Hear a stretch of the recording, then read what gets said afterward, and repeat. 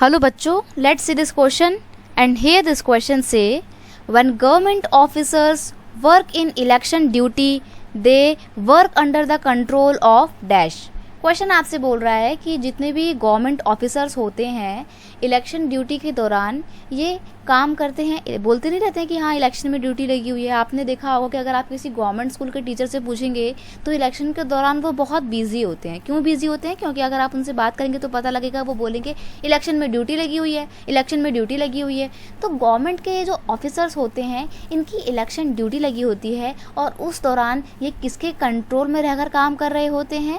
तो ये किसी भी सरकार के कंट्रोल में रहकर काम नहीं करते हैं, बल्कि इलेक्शन कमीशन के कंट्रोल में रहकर काम करते हैं।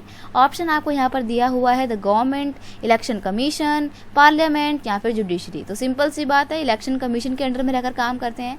मान लीजिए कि दिल्ली का कोई स्कूल है, दिल्ली का स्कूल है गवर्नमेंट स्कूल, ठीक है, और दिल्ली में ही क्या होने वाले हैं? इलेक्शन होने वाले हैं।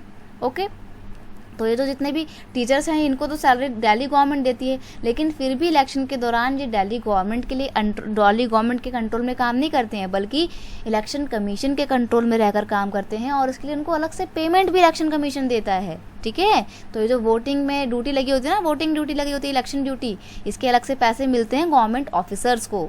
ओके, और फिर चाहे दिल्ली के अंदर कोई भी अगर सेंट्रल स्कूल हो जिसको कोई सेंट्रल गवर्नमेंट रेगुलेट करती है, उनकी भी अगर ड्यूटी लगी होगी तो उनको भी पैसा सेंट्रल गवर्नमेंट या स्टेट गवर्नमेंट नहीं देगी, बल्कि ईसी देगा। ईसी मतलब इलेक्शन कमिश्नर, तो इलेक्शन कमीशन। तो government officers work under the election commission, not under the government. तो ड्यूरिंग इलेक्शन ड्यूटी के दौरान ये इलेक्शन ऑफिसर्स इलेक्शन कमीशन के तहत अंडर में होकर काम करते हैं।